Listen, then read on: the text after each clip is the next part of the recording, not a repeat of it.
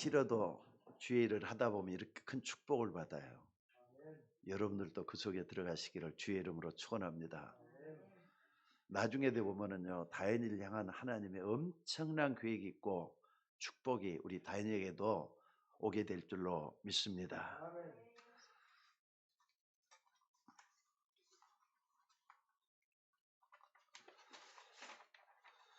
우리가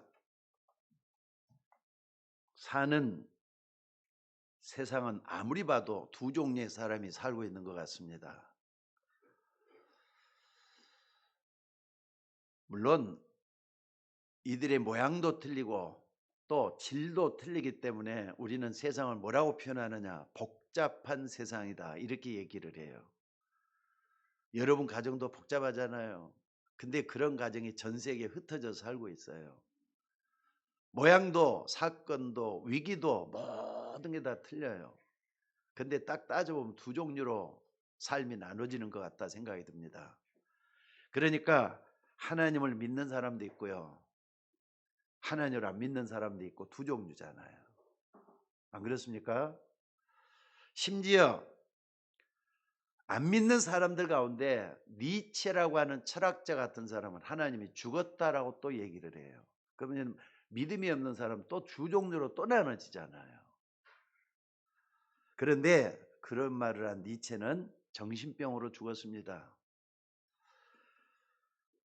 또 뭔가를 믿는 사람 가운데서도 두 종류의 사람이 또 있어요.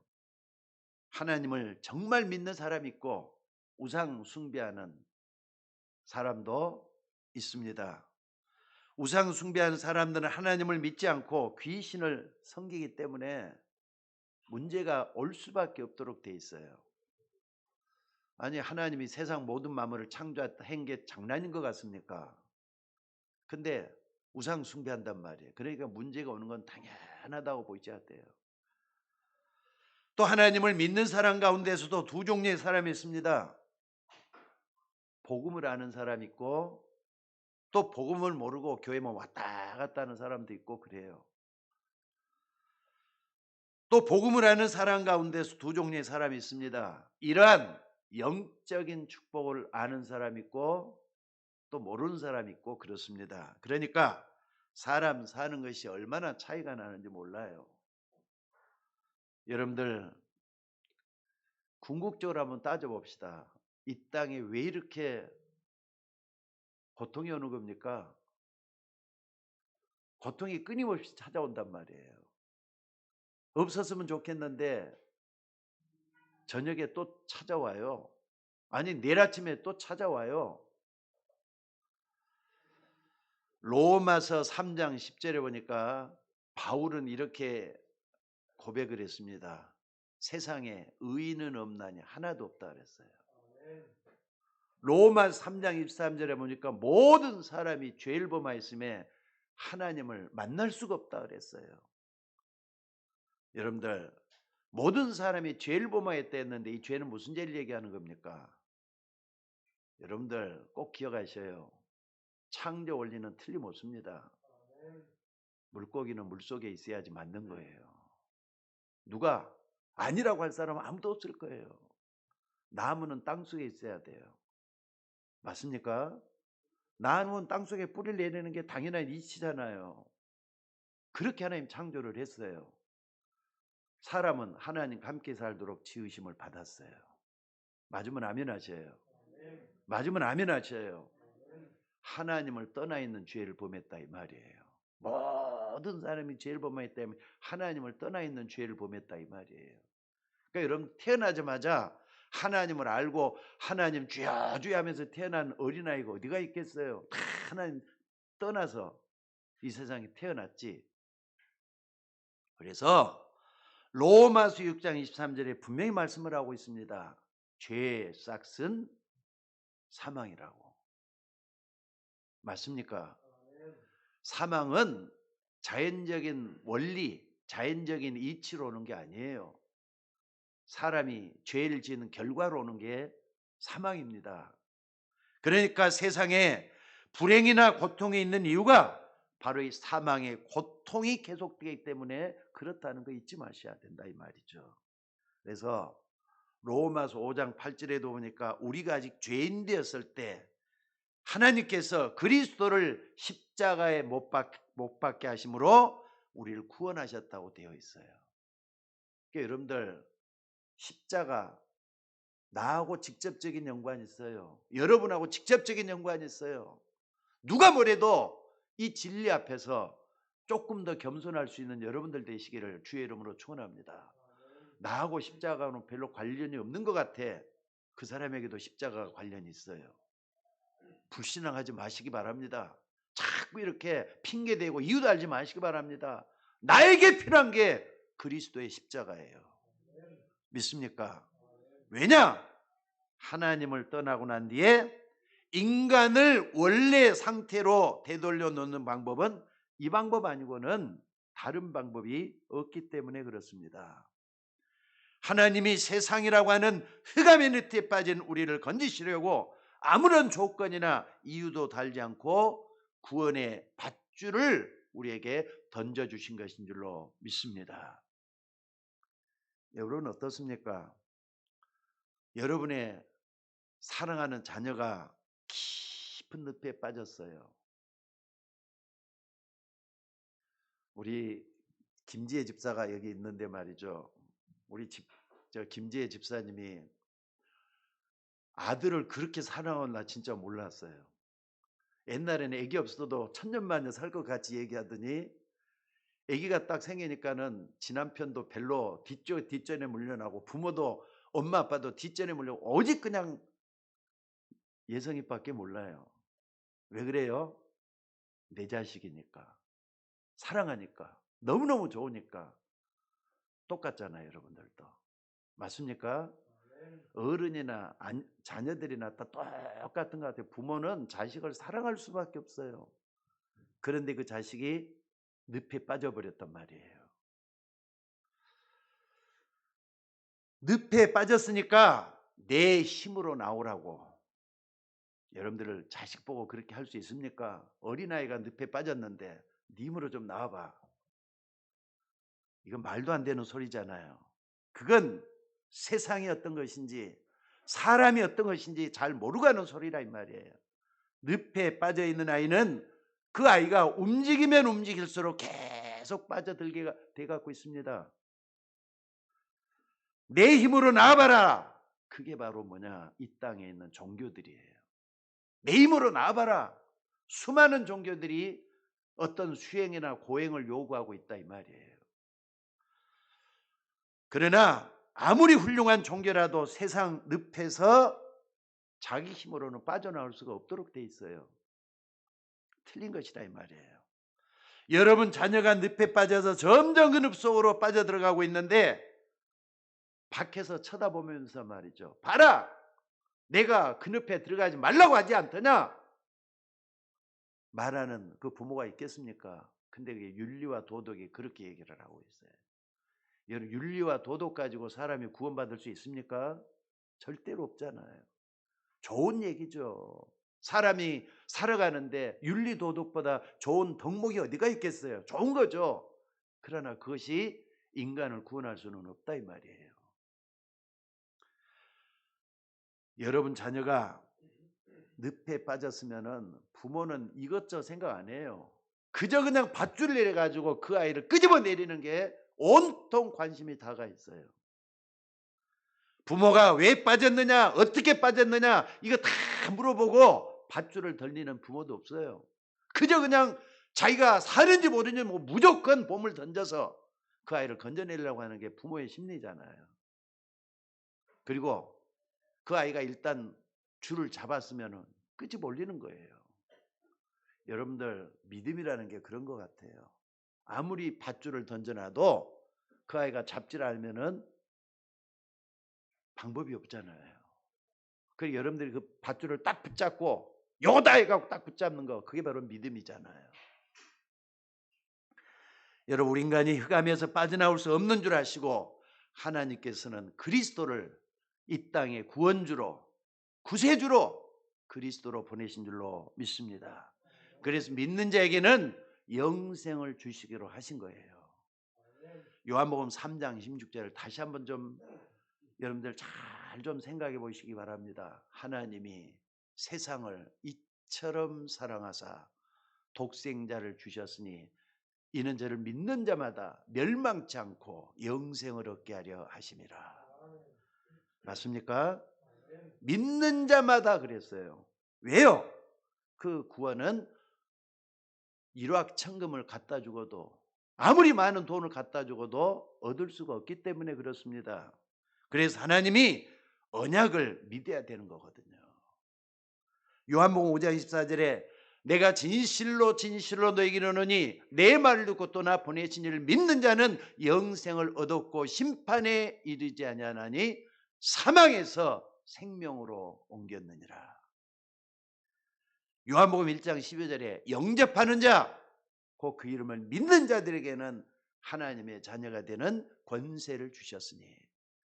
여러분, 이 믿음은 아까도 오다가 차에서 그런 얘기를 좀 했습니다마는 여러분이 노력하고 애써가지고 열심히 공부해서 얻어지는 믿음이 아닙니다. 겸손한 자에게 주시는 하나님의 축복이 그 믿음이에요. 믿음은 하나님의 선물이라 그랬습니다. 그러니까 하나님의 죄된 사람은 안 믿습니다. 아무리 말을 해도. 교회다가 말이죠. 앞자리 앉게 만들어놔도 안 믿을 사람은 안 믿게 되어 갖고 있어요. 그러니까 믿음 앞에서는 좀 겸손하셔야 돼요. 여러분이 잘나가지고 여러분 예수 믿고 있는 거 아니라는 것을 잊지 마시기 바랍니다. 그리고 하나님의 자녀가 되는 뭘 주셨다고요?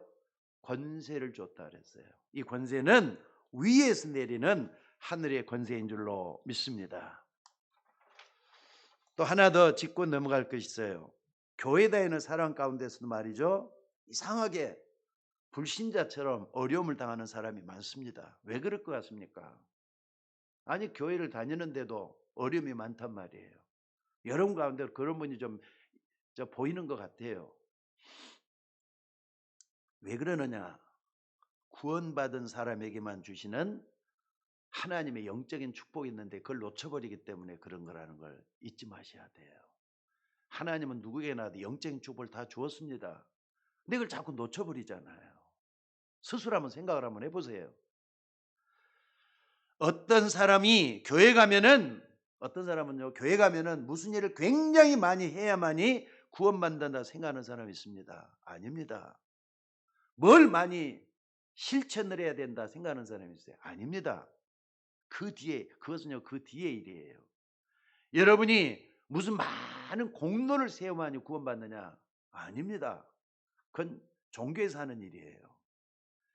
그런데 지금까지 자꾸 교회에서 뭘 잘못 가르치고 여러분도 잘못 들었기 때문에 여러분의 관념 속에 잘못 생각하고 있는 게 있어요. 그게 뭐냐면은 자꾸 뭘 해야만이 안 하면은 말이죠 큰일 날 것 같고 만약에 여러분들이 우리 서울 여행교회 와서 그렇다 그러면요 그건 잘못 배운 거예요. 내가 잘못 가르쳐다 보시면 돼요. 나는 그런 말 한 적도 없습니다. 다시 한 번 말씀드립니다. 믿음은 하나님의 선물이에요. 여러분이 믿고 싶어서 믿어진 것도 아니고 하나님 나에게 이런 믿음을 주셨구나 하고 깨달아질 때까지는 고생할 수밖에 없어요.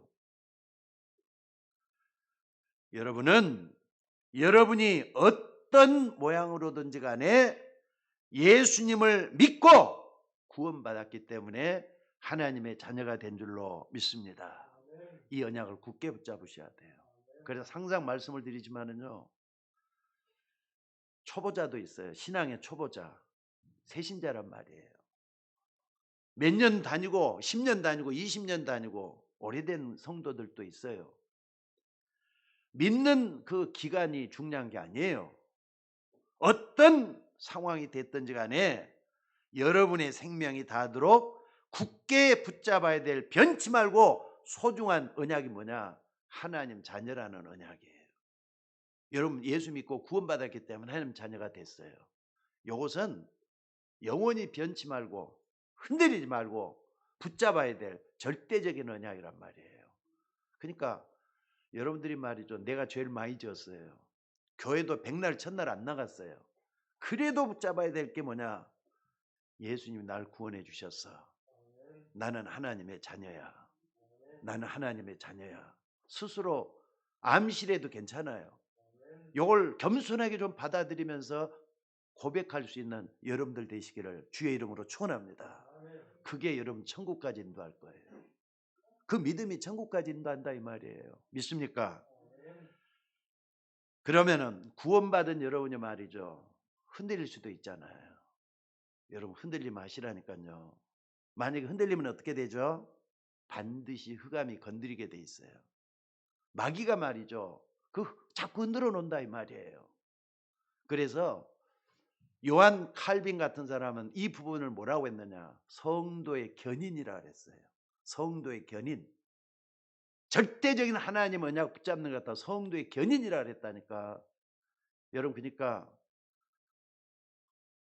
저는 우리 서울 예인교회 성도들이 아무리 적은 숫자가 모이고 많은 숫자는 와도 똑같이 강조할 것은 여러분들은 100% 천국에서 다시 봤으면 좋겠어요. 저도 마찬가지, 여러분도 마찬가지라고 저는 믿습니다. 그러니까 눈에 보이면은 마귀는요, 눈에 보이면은 안 당할 거예요. 근데 마귀는 눈에 안 보이잖아요. 누구를 통해서 날 시험할지도 모르잖아요. 그러니까 사람들 뭐 원망하고 저 사람도 손가락질하지 그 배후에서 역사하는 마귀를 잘 못 본다 이 말이에요. 그래서 베드로전서 5장 7절 8절에 보니까 사도 베드로가 모든 걸 다 할아버지가 돼갖고 하는 말이 말이에요. 너희 염려를 다 주께 맡겨버리라. 이는 주께서 너희를 돌보고 있기 때문이라고. 깨어라 근신하라. 너희 대적 마귀가 우는 사자와 같이 두루다니며 삼킬 자를 찾고 있다. 이렇게 얘기를 했어요. 여러분 영적인 현장은요 옛날이나 지금이나 똑같다는 걸 아십니까? 옛날에 더 심했고 지금 더 약해졌다. 아니에요. 영적인 모습은 똑같습니다. 상황이 달라지고 환경이 달라졌을 뿐이지 영적인 현상은 똑같습니다. 정확하게 말하자면은 마귀는 지금도 흔들리는 신자를 찾아다닌다 이 말이에요. 아시겠습니까? 그래서 새 신자가 되었던 중직자가 되었던 모든 신자들은 언약을 확실하게 붙잡으라고 하는 것입니다. 그래서 언약을 붙잡으면 평생 놓치지 말아야 된다니까요. 요 평생 붙잡을 언약 지금 붙잡는다면은 여러분은 흔들리지 않는 신자가 될 줄로 믿습니다. 그래서 갈라디아서 2장 10절 이것은 사도 바울의 위대한 신앙 고백이라 그래요. 요걸 세 가지로 한번 꼭 좀 생각을 하면서 여러분들이 다시 한번 내가 믿는 믿음을 확인하고 또 내가 나아가야 될 인생길을 방향을 제대로 정하고 하나님 앞에 여러분의 운명을 새롭게 만드는 그런 기회가 되어야 될 줄로 믿습니다. 첫째는 뭐라? 내가 그리스도와 함께 십자가에 못 박혔다 그랬어요. 이 말 먼저 하려면요. 내가 믿고 있는 그리스도 다시 한번 확인해 보시기를 바랍니다. 나는 그리스도 제대로 믿고 있는 건지. 이건 날마다 확인해도 부족하지 않아요. 백날 천날 다녀도 확인해도 부족하지 않습니다. 그리스도께서 나를 위해 십자가 지시고 승리했는데 그렇다면은 그리스도가 무슨 말인지 여러분에게 답이 되어야 되잖아요. 자, 나에게 답이 되어야 된단 말이에요. 여러분에게 그리스도가 답이 되고 있습니까? 확인하셔야 돼요. 또 그리스도 안에 있는 영적인 축복을 날마다 누릴 수 있는 여러분들이 되셔야 돼요. 교회에서는요 말씀이 선포되기 때문에 다 믿는 사람 같아요. 말씀 드릴 때 보면 전부 다 말씀 잘 듣기 때문에 목사는 어떤 데면 속는다고 말할 수도 있어요. 속는 게 아니고 진짜기를 주의 이름으로 축원합니다. 근데 신앙생활은 언제부터 시작되느냐? 교회에서 나가는 순간부터 다음 교회 올 때까지 신앙생활은 시작이 되시는 거예요. 왜? 세상이라는 현장이기 때문에.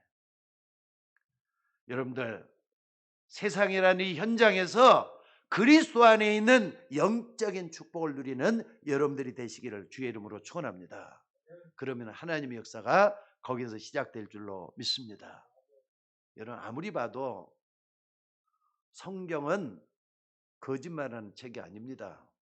그런데 지금 우리나라 꼴을 한번 봐보세요.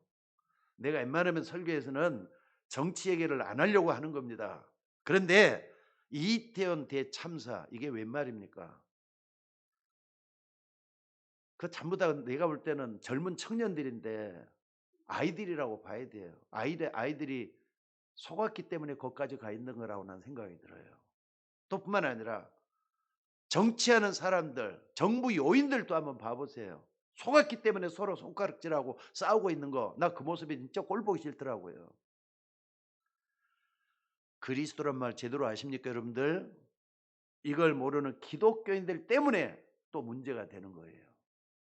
우리 기독교인들은 세상 나가서 세상을 살려야 되는데 이상한 짓을 하고 있다 이 말이에요. 이 사람들은 이상한 짓을 하고 싶어서 하는 것이 아니라 헷갈리는 일이 자꾸 생기기 때문에 자기도 모르게 그렇게 하는 거잖아요. 그래 놓고 교회에서 믿음을 가르칠 때 할 수 있거든요. 무슨 말이냐. 믿는 자에게는 능치 못하는 성경 말씀 그대로 또 가르쳐요.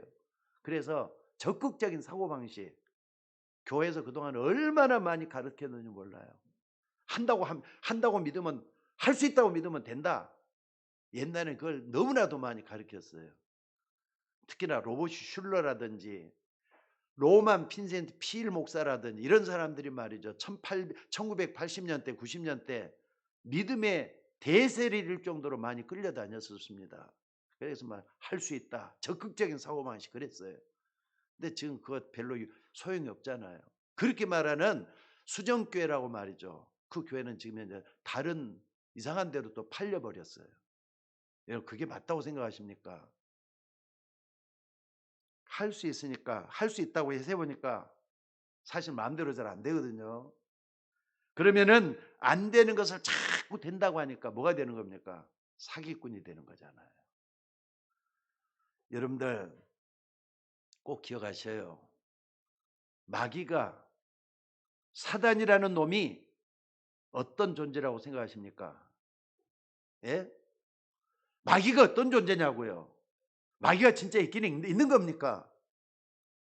마귀는 한마디로 하면 속이는 자예요. 끊임없이 여러분을 속이는 자가 마귀예요. 그래서 성경이 뭐라 했느냐? 마귀를 갖다가요. 성경에서는 공중 권세 잡은 자, 세상 임금, 세상 주관자, 세상 신이라 그랬어요. 신기하게 세상이란 말이 앞에 다 들어가 있다니까. 이 마귀는 안 보이는데 이 세상의 배후에서 여러분을 속이고 거짓말하고 여러분을 갖다 꿰는 존재가 사단이란 말이에요. 그런데 그리스도는 여러분을 끝까지 속여서 멸망시키려 하는 이 사단의 세력을 꺾는 참된 왕이라는 뜻이에요. 여러분들 그리스도 이름 부를 때는 만왕의 왕 되신 그리스도, 참된 왕이 되시는 그리스도, 사단을 꺾는 권세를 가지신 그리스도 믿으시기를 주의 이름으로 축원합니다. 요걸 믿는 걸 갖다 뭐라 그러냐? 그리스도 믿는다고 말을 하는 거예요. 참된 왕이란 말이에요. 또 여러분 가문에 오래된 지향이 계속 퍼붓는 그런 지향이 있어요. 여러분 집안에 흐르는 내력들 쭉 한번 살펴보셔요. 어려서부터 여러분들이 지나왔던 과거들 나름대로 말이죠. 이리 안 했으면 왜 이렇게 내가 왜 이 모양 이 꼴이 됐지? 비참한 내 모습은 왜 이러지? 그 재앙을 막는 참 제사장이 그리스도란 말이에요. 믿습니까? 또 우리는 하나님을 떠나 있는 상태에서 스스로 하나님 만날 수가 없습니다. 인간은 스스로 하나님을 알 수도 없게 되어 있습니다. 하나님이 우리 눈에 보이면은 그건 하나님이 아니죠. 하나님은 영적인 존재라고 그랬잖아요. 하나님은 뭐라고요? 영이시니. 영이라는 건 절대로 인간 눈에는 안 보이는 존재라는 뜻이에요. 그러니까 보이려고 여러분 하나님을 눈으로 보려고 하는 자체가 잘못된 거예요. 아시겠습니까? 근데 자꾸 어떤 사람들은 보이는 하나님을 자꾸 찾아요. 생각 자체가 잘못된 거예요. 발상 자체가 잘못됐다 보시면 틀림없어요. 만약에 우리 눈에 보이면 그건 우상이라 그래요. 아시겠습니까? 우상은 눈에 보이는 것이 바로 우상이에요. 근데 우상은 반드시 배후에 하나님이하고 귀신이라는 것, 사단이라는 걸 여러분들이 잊지 마시기를 바랍니다. 그래서 하나님의 자녀가 되는 길을 열어놓으신 참 선지자, 그분이 그리스도예요. 여러분 구약시대에는 이렇게 왕, 제사장, 선지자에게 기름을 부어 세웠습니다. 내가 왕을 한다고 해서 마음대로 할 수 있는 것이 아니라 왕으로 선정되어도 왕에게 기름 부어야만 왕이 진짜 되는 거란 말이에요. 기름을 부어야만이 왕이 된단 말이에요. 제사장도 내가 제사장 하겠다거나 누가 해라고 해서 되는 것이 아니라 마지막에 기름을 부어 세워야 돼요. 또 당신은 선지라고 해서 기름을 붓습니다. 우리가 세례받을 때나 또는 임직식을 할 때 그 사람 머리에 손을 얹고 안수를 하면서 기름을 붓는 거예요. 이 안수기도하는 게 뭐냐? 기름 부어 세운다 해서 안수기도 한다 그러는 거예요. 자, 이 세 단어 왕, 제사장, 선지자가 기름 부어질 때 공식적으로 완전하게 이제는 세워지는 거예요. 그래서 뭘 한다고요? 그리스도라 그래요. 이 세 이름을 합한 이름이 그리스도예요. 그러니까 이 지구상에서 가장 귀한 이름이 뭐라고요? 그리스도라는 이름이에요. 믿으시기를 주의 이름으로 축원합니다. 그러니까 여러분들이 아무리 여러분이 훌륭해도 가짜 말을 들으면 가짜 인재가 되는 겁니다. 적어도 국회의원 되었다고 하면은 세상에서는 성공했다 말할 수가 있잖아요. 지금 국회의원이 몇 명이죠? 200, 300, 299명인가요? 저 이제 하도 이제 이것도 뭐 너무 싸우다 보니까 막 진력이 나서 별로 관심을 안 가지 잊어먹었는데 285명인가 되던데 이제 지금 더 넘었습니까? 뭐 비례대표들까지 포함하면 아마 거의 한 300명 가까이 돼요. 그런데 지금 국회에서 떠드는 야당, 여당 사람들 얘기를 한번 들어보시기 바랍니다. 좀 심각한 얘기들을 너무 많이 해요. 서로가 자기 당만 옳고 상대방 당은 다 틀렸다는 얘기만 해요. 저는 그들 속에 가짜가 들어있다고 생각이 들어요. 여당에게도 가짜가 들어있고 야당에게도 가짜가 들어있다고 생각을 해요. 우리는 가짜 때문에 너무 좋아할 필요도 없다고 저는 생각이 들어요. 다 들어가 보면은 서로 헐떡 얘기밖에 안 하니까. 여러분 가짜 말 듣지 마시고 진짜 말 듣기 위해서는 성경으로 돌아가셔야 돼요. 성경만이 진리가 되는 줄로 믿습니다. 저 같은 경우는요. 그리스도란 말을 완전히 이해한 그날부터 하나님이 정말로 우리 인간에게 완벽한 답을 주셨다는 그런 결론을 얻었어요. 그리고 내가 구원이 뭔지 또 그리스도가 어떤 분인지 이걸 알고 나니까 정말로 복음 전하는 주의 종이 귀하다는 느낌을 받았고요. 또 교회는 복음만 전해야 되겠구나. 강단에서 윤리도 외치는 거 잘못된 거구나. 죄 짓는 거구나. 교회 강단에서는 오직 복음만 선포해야 되겠구나. 결론을 내렸어요. 오늘 여러분들 모세가 붙잡은 언약이 뭔가? 모세는 창세기, 출애굽기, 레위기, 민수기, 신명기 썼잖아요. 그러면서 모세가 붙잡은 언약이 여러분도 붙잡으셔야 돼요. 성경 전체를 다 보면서 모세가 붙잡았던 언약, 또 성경 전체를 보면서 복음을 딱 붙잡으셔야 돼요. 모세가 제일 먼저 붙잡은 언약이 뭔 것 같아요? 이건 모세가 기록도 했어요. 그게 창세기 3장 15절 언약이에요. 여인의 후손이 내 머리를 상하게 할 것이다. 죄짓고 하나님을 떠난 인간에게 구원의 소식을 가장 먼저 전한 게 창세기 3장 15절이란 말이에요. 여인의 후손이 내 머리를 상하게 할 마귀에게 한 말이에요. 뱀에게 한 말이에요. 그것을 모세가 딱 알아차고 이걸 갖다 창세기 제일 먼저 그걸 기록을 했잖아요. 그래서 성경 전체에서 창세기 3장 15절 뭐라 그러느냐? 자, 따라서 원시복음. 가장 먼저 했다 그래서 원시복음이라 그래요. 그러니까 성경 전체는 어떤 의미에서는요. 창세기 3장 15절을 밝히기 위해서 성경이 기록됐다 해도 틀린 말이 아니에요. 그래서 예수님이 오시고 난 다음에 사도 요한이 그 부분을 완전히 깨닫고 나서 그냥 구약시대부터 쭉 이렇게 꿰뚫어 가지고 나중에 뭐라 그러느냐. 요한복음 20장 31절 뭐라 그럽니까? 오직 이것을 기록하면 너희로 예수께서 하나님의 아들 그리스도이심을 믿게 하려 하며. 아멘. 그래서 여러분들 예수 믿게 된 게 큰 복이라는 거예요.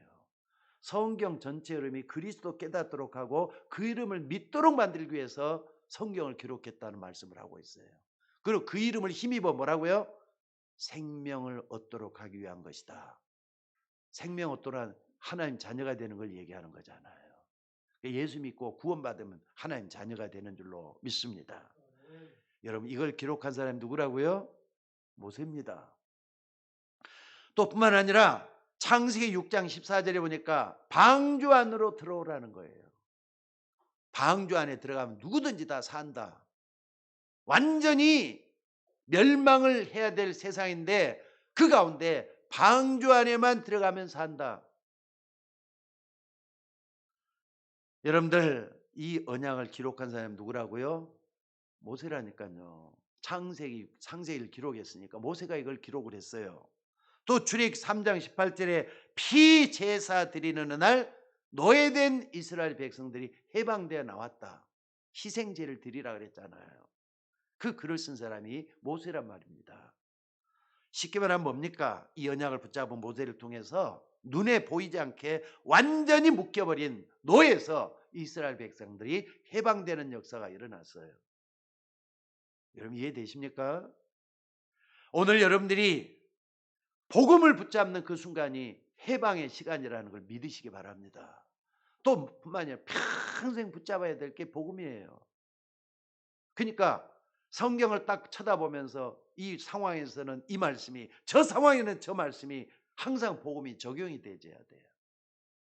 또 뿐만 아니라 여러분들 불신자들은요 점을 치고 구슬하고 그러면은 액땜을 때운다 그러잖아요. 그런데 여러분들은 그럴 필요가 전혀 없습니다. 이제 불신자는 제사 안 드리면은 집안 망친다 그러잖아요. 여러분 그렇게 제사 지낼 필요도 없어요. 자신에게 말할 수 있습니다. 모든 묶인 것에 대해서 해방되는 게 뭐냐? 이 복음을 외칠 때마다 해방돼 버리는 거예요. 여러분 믿음으로 얽혀져 있는 사주팔자에서 완전히 해방되는 운명에서 벗어나는 것이 복음이에요. 또 이사야 7장 14절 한번 봐보세요. 봐라! 처녀가 잉태하여 아들 낳을 것이요 그 이름을 임마누엘이라 하리라. 그때 이스라엘에 어떤 일이 일어나느냐? 포로에서 이스라엘 백성들이 묶여갖고 있는데 해방돼 나왔잖아요. 노예에서만 해방된 게 아니라 포로에서도 해방됐다 이 말이에요. 그것도 기적으로 이런 일이 일어났어요. 역사를 보면서 우리가 답을 얻으셔야 될 줄로 믿습니다. 그러니까 우리 인간은 어딘가 모르게 포로로 돼 있고 또 속박이 돼 있고 노예, 포로 상태에 묶여져 갖고 있는 걸 자기 스스로 아마 느낄 거예요. 이런 게 없어서 좀 자유로웠으면 좋겠다. 다 그럴 거예요. 재앙의 포로가 되어 있고 포로가 이 저주의 포로가 되어 있는데 거기서 해방되어 왔다 이 말. 그래서 그리스도란 말이 무슨 말인지를 완전히 이해하고 믿으면은 그 인생은 반드시 달라집니다. 이를 갖다 운명에서 벗어났다 말을 하는 거예요. 여기 그리스도라면 거기에 대한 축복이 어떤 것이는지를 알게 된다 이 말이에요.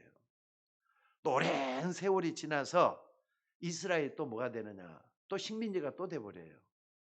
해방되어 놓으면 또 다시 들어가고 해방되면 또 들어가고 그래. 식민지가 돼가고 있을 때 베드로 사도가 이런 말을 해요. 주는 그리스도시요 살아계신 하나님의 아들이시니이다. 여러분들 그때 예수님은 그래요. 내가 이 반석 위에 내 교회를 세우리니 음부의 권세가 이기지 못할 것이다. 너는 베드로라 그러면서 너는 반석이니 그러다. 베드로 뜻이 뭐냐면 반석이라는 말이에요. 반석이란 말 하면 사전을 하면 여러분들이 핸드폰 딱 해가지고 반석이란 말 쳐봐요. 그건 무슨 말인지. 일단은 뭐냐 평평한 걸 얘기를 해요. 또 큰 돌을 얘기해요. 평평하게 돼 갖고 있는 큰 돌이란 말이에요. 그런 돌이 말이죠 있으면은 어마어마한 태풍이 몰려와도 그대로 있어요. 어마어마한 비바람이 몰아쳐도 그대로 있어요. 흔들리지 않는다 이 말이에요. 그게 반석이란 말이에요. 내가 이 반석 위에 내 교회를 세울 것이니 음부의 권세가 이기지 못할 것이다. 그리스도 믿는 믿음이 반석까지 되면은 여러분 흔들 자가 없다는 뜻이에요. 믿으시기를 주의 이름으로 축원합니다. 그러면서 예수님이 뭐라 그랬느냐? 내가 이 반석 위에 내 교회를 세우리니 음부의 권세가 이기지 못할 것이라고. 때로는 말이죠. 목사의 그 불신앙을 용서하시기 바랍니다. 어떤 때 보면요. 예배드리는 사람이 너무 없어요. 교회. 교인들이 전부 다 비대면 드리다가 제대로 드릴까 하면서 불안하기도 하고 그래요. 교회가 텅텅 비어고 몇 사람 없을 때가 있어요. 그럼 목사가 설교하기 얼마나 힘든 줄 아세요? 참 힘들더라고요. 근데 어느 날 제가 그거 바라보지 않기로 했어요. 한 명이 모이든 100명이 모이든 10명이 모이든 목사는 똑같이 강단에서 강하게 담대하게 복음만 외치면 그것도 글로 끝날 거 아니냐. 그게 내게 주신 사명이 아니냐. 이런 깨달음이 오더라고요. 그러니까 뭐가 되느냐. 여러분 교회를 지키는 것은요. 여러분이 지키는 게 아니에요. 여러분 배우 있는 하나님이 지키는 거예요. 맞습니까? 그러니까 이걸 잘 생각해. 이 반석 위에 내 교회를 세워. 그리스도가 그리스도의 교회를 세운다는 말이라 이 말이에요. 잊지 마시기를 주의 이름으로 축원합니다. 그렇기 때문에 여러분들 이 응답이 안 오기 때문에 교인들이 헤매고 돌아다니고 헛소리하는 것인 줄로 믿습니다. 그러니까 헛된 얘기들 좀 듣지 마시고 여러분 주변에 헛소리하는 사람들 참 많습니다. 그 사람 듣지 마시고 진리 되시는 그리스도 얘기를 들으시기를 주의 이름으로 축원합니다. 이 복음을 들으면 평생의 답이 된다는 거 잊지 마시기를 바랍니다. 그리고 두 번째로는요. 그리스도와 함께 나는 십자가에 못 박혔다 그랬어요. 무슨 말입니까? 멸망받아야 될 내가 없어졌다는 말이에요. 멸망받아야 된 내 운명이 없어졌단 말이에요. 그래서 여러분들 사단은 성경 그대로 얘기하자면 12가지를 가지고 여러분을 속이게 돼 갖고 있어요. 그러니까 12가지가 뭔지 딱 알게 되면 속지 않을 거 아닙니까? 첫째는 뭐냐? 창세기 3장 4절 5절입니다.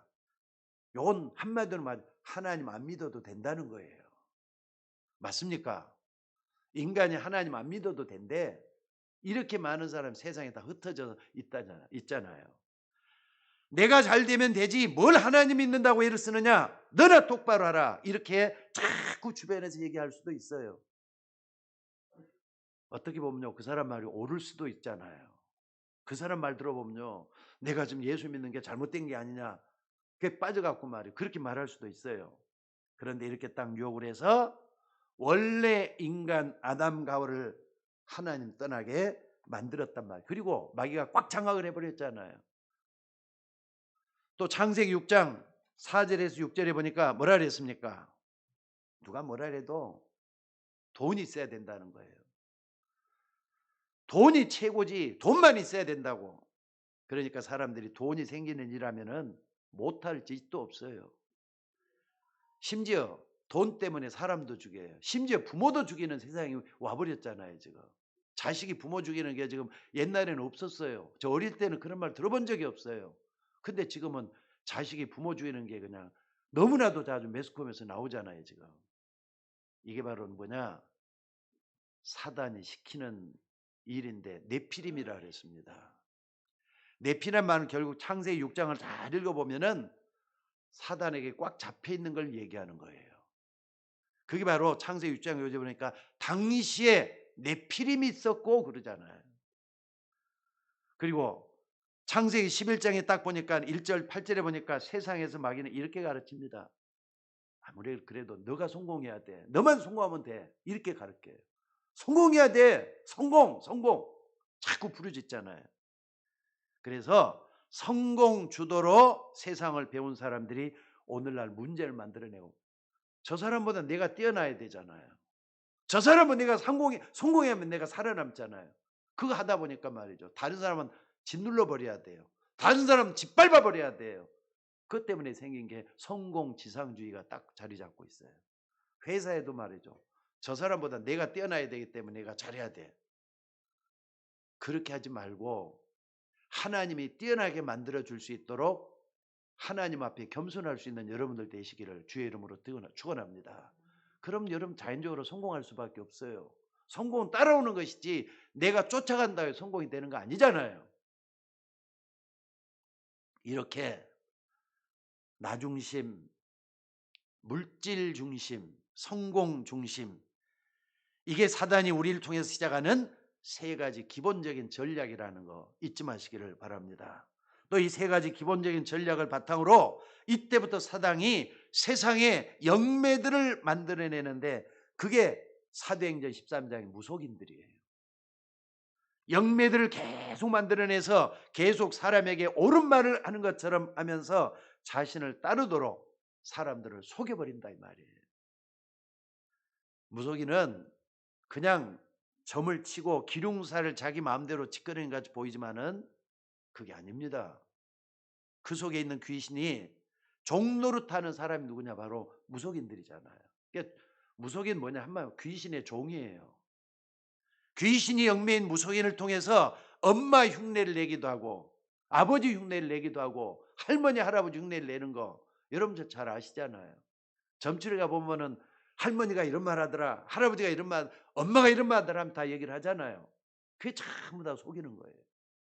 죽은 사람은 말이 없는데 영매들을 통해서 말을 합니까? 아닙니다. 속지 마시기를 주의 이름으로 축원합니다. 그러면은 세계에서 제일 잘 살고 또 지식인들이 많이 몰려 있고 또 뿐만 아니라 돈이 많은 미국은 어떻습니까? 미국과는 이런 거 없는 것 같습니까? 탈을 쓰고 있을 뿐이에요. 뉴에이지, 프리메이션들이 바로 그 탈입니다. 전부 다 귀신 들려 있다고 보시면 틀림이 없어요. 창세기 3장, 6장, 11장에 전 세계가 다 잡혀 있는 거라는 거 잊지 마셔야 돼요. 여러분 성경을 통해서 세상을 보는 게 가장 정확한 거라는 거 잊지 마시기 바랍니다. 또 게다가 말이죠. 사람들은 어떻게 하느냐. 사단은 절대로 눈에 안 보이기 때문에 다들 배후에 뭔가 있을 것이라고 생각을 하지만은 그게 사단이라고 또 말도 안 해요. 사단이 배후에서 분명히 조종하고 있는데 사단이란 말을 정확하게 말하고 있는 성경밖에 없습니다. 이것뿐만 아니라 한 개인에게도 오는 심각한 문제가 6가지잖아요. 불신자 상태 6가지. 여러분 불신자 상태 6가지 그 속에 들어가지 마시고 신자의 축복 속에 들어가는 여러분들 되시기를 주의 이름으로 축원합니다. 그렇기 때문에 사람들이 몸부림치니까 종교든지 뭐든지 붙잡으라는 영적인 문제가 오는 거라고요. 만약 그거 없으면 다 믿을 거예요. 근데 영적인 문제가 반드시 따르도록 돼 있어요. 오늘 여러분들이 12가지 불신자 상태 6가지 딱 포함해서 이거 딱 보면은요. 아무리 봐도 성경은 참 잘 찾아낸 것 같아요. 여러분들 12가지 문제 때문에 그리스도 붙잡는 순간부터 거기에서 완전히 끝내버렸다는 걸 믿으시기 바랍니다. 여러분이 붙잡는다고 끝낸 게 아니라 그리스도가 끝냈기 때문에 여러분들이 붙잡아진 거예요. 그래서 여러분 딱 붙잡고 이제부터는 뭐하냐? 속지만 마셔요. 그러니까 여러분들 마음속에 나는 그리스도 믿는다. 조그마한 믿음만 있어도 여러분 구원받아요. 그 진실이 그 속에 단 조금만 들어있어도 구원받도록 돼 있어요. 누구든지 저를 믿는 자마다 멸망치 않고 영생을 얻게 하랍니다. 믿습니까? 그래서 십자가에서 우리 주님은 모든 저주와 재앙을 다 없애버렸다는 걸 믿으시기 바랍니다. 그러니까 여러분들이 아무리 부족해도 아무리 미련해도 내가 아무리 약해도 이 말씀은 믿어야 될 줄로 믿습니다. 그래서 오늘 여러분들이 여기에 대한 증인으로 설 수 있기를 주의 이름으로 축원합니다. 시간이 많이 이렇게 갔기 때문에 마지막 3번째 뭡니까? 내 안에 그리스도께서 사시는 거라 그랬습니다. 자, 따라서 해봅시다. 내 안에 그리스도가 사시는 것이다. 이건 바울이 신앙 고백이 여러분의 신앙 고백이에요. 여러분도 이렇게 고백하셔야 돼요. 내 안에 그리스도가 살아계신다. 믿습니까? 바울이 고백했던 그때나 지금이나 똑같은 게 뭐냐면요. 그리스도는 영원한 분이거든요. 십자가의 못 박혀 그걸로 끝난 게 아니라 영원한 분이거든요. 예수 그리스도는 어제나 오늘이나 영원토록 동일하다 그랬어요. 그분은 하나님이십니다. 그분은 여러분의 모든 문제를 다 해결했단 말이에요. 그래서 그분이 마태복음 28장에 보니까 이런 말씀을 했습니다. 부활하셔서 제자들 앞에 서서 이런 말을 했어요. 내가 하늘과 땅의 모든 권세를 가졌다고 예수님 분명히 말씀했어요. 하늘과 땅의 모든 권세를 가졌다고. 근데 그분이 볼지어다 내가 세상 끝날까지 너희와 항상 함께 있으리라. 저는요, 아무리 약해가지고 목사지만 혼자 외로울 때가 있거든요. 진짜 외로울 때가 있어요. 그래도 마태복음 28장 20절을 붙잡는 거예요. 볼지어다 내가 세상 끝날까지. 김상현 너하고 영원토록 함께 있겠다 하겠어. 그래 주님 감사합니다. 여러분 그렇게 한번 해보시기 바랍니다. 말씀은 진리잖아요. 말씀은 여러분들이 믿어야 되잖아요. 나만 믿을게 여러분도 믿어야 되잖아요. 볼지어다 내가 세상 끝날까지 너희와 항상 함께 있을 것이다. 따라서 한번 해봅시다. 볼지어다 내가 세상 끝날까지 너희와 함께 있으리라. 여러분의 예수님이 그렇게 말씀하셨다고요. 그렇기 때문에 여러분들이 이 말씀을 분명히 붙잡고 이제부터 뭐 하느냐, 기도에 힘을 얻는 여러분들 되시기를 바랍니다. 잠을 잘 때 말이 불안이 찾아들거들랑 그리스도 이름으로 고백을 하셔요. 예수님 십자가 다 끝냈다 그랬잖아요. 나는 그분을 믿습니다. 나에게 있는 어둠들을 몰아내 달라고 기도하시기 바랍니다. 특별히 어려울 때 말이죠. 어떤 분은 악몽을 꾸는 분도 있어요. 어떤 분은 끊임없는 불안 속에서 헤매는 분들도 있어요. 그때마다 그리스도 이름 부르시기를 주의 이름으로 축원합니다. 하늘과 땅의 모든 권세를 가지고 여러분과 함께 하시겠다 약속하셨잖아요. 우리 예수 믿는 사람들은 약속의 자녀라 그래요. 약속을 믿기 때문에 약속의 자녀라고 하는 겁니다. 그분이 여러분과 지금도 동행하고 있음을 믿으시기 바랍니다. 또 마가복음 16장 15절로 20절에 보니까 말이죠. 보좌에 앉으신 주님이라 그랬어요. 보좌에 앉으신 주님이라 천군 천사들이 보호하는 가운데, 천군 천사들이 호위하는 가운데 함께 하시는 주님이란 말이에요. 그러면서 모든 병을 다 치유하시는 역사를 일으킨다고 말씀을 했어요. 내가 여러분 치유받아야 되잖아요. 여러분도 치유받아야 되잖아요. 여러분도 바뀌어져야 되잖아요. 하나님은 여러분을 치유할 걸 믿으시기 바랍니다. 그러니까 여러분 어떤 면에서 예수 믿는 사람이 불가능이 없다고 생각하면 틀림이 없어요. 안 된다고 절대로 말도 하지도 마셔요. 나는 없다 말도 하지도 마셔요. 하나님 다 채우실 줄로 믿습니다. 그래서 그 속에 들어가는 여러분들 되시기를 주의 이름으로 축원합니다. 하나만 더 하고 마치겠습니다. 사도행전 1장 8절에 보니까 오직 성령이 너에게 마시면 뭘 받고? 권능을 받고 그랬어요. 성령은 진리의 영이에요. 진리가 여러분 마음속에 자리 잡으면은 힘이 생기고 능력이 생기고 권능이 나타난다 이 말이에요.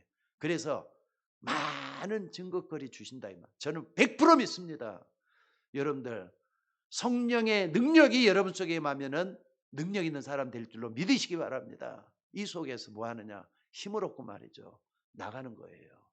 그래서 먼저 여러분 가정이 살아나야 되겠어요.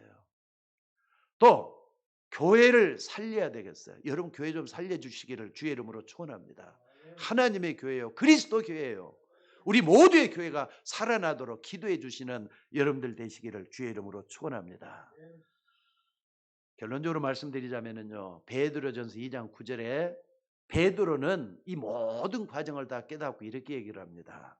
그러나 너희는 택하신 족속이요 왕 같은 제사장이요 거룩한 나라요 그의 소유가 된 백성이라고. 여러분들을 하시는 말씀이에요. 그런데 그 이유가 뭐냐?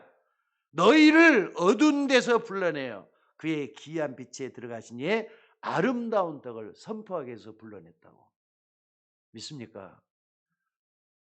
여러분들 어둠은요 아무리 짙게 깔렸어도 빛이 들어오면 도망가게 돼 있어요. 믿습니까? 믿습니까? 빛은 어둠을 이기게 돼 갖고 있어요. 그렇기 때문에 여러분 빛은 어둠을 두려워하지 않습니다. 여러분 어둠의 자녀가 아니라 빛의 자녀들이에요. 빛을 온전히 마음속에 붙잡고 그리스도 이름 부르면은 어둠은 다 도망가게 돼 있다는 걸 믿으시기 바랍니다. 그래서 여러분들 하나님은 여러분이 빛을 밝혀서 어둠이 물러가도록 하기 위해서 불러냈다는 거 잊지 마시기 바랍니다. 그래서 여러분들 나 때문에 여러분 가정이 살아나야 되겠어요. 나 때문에 현장을 살리는 선교사가 여러분이 되셔야 되겠어요. 그리고 나 때문에 여러분 가정 식구들 또 여러분의 후대들이 힘을 얻고 살아나는 그런 역사가 일어나줘야 될 줄로 믿습니다. 오늘 여러분들, 여러분 속에 머물고 있는 그리스도의 생명의 참된 빛이 죽음과 고통이 있는 이 세상에 비춰오도록 빛을 비추는 주의 사도들이 되시기를 주의 이름으로 축원합니다. 기도하겠습니다. 은혜가 풍성하신 아버지 하나님, 오늘 또 귀한 말씀들을 감사합니다. 나는 빛의 자녀라고 했습니다. 이 빛은 그리스도의 빛이요, 이 세상 모든 만물을 창조하신 창조의 빛이요, 어둠을 밝히는 이 빛이 된 줄로 믿습니다. 나는 세상의 빛이니 나를 따르는 자는 어둠에 다니지 아니할 것이라고 했습니다. 그 속에 들어가서 세상을 밝혀내는 주의 종들이 되도록 인도하여 주옵소서. 오늘 또 말씀을 붙잡고 한 주 동안 현장에서 승리할 수 있는 주의 종들이 되도록 인도하여 주옵소서. 우리를 구원하신 예수님 이름으로 기도드리옵나이다. 아멘.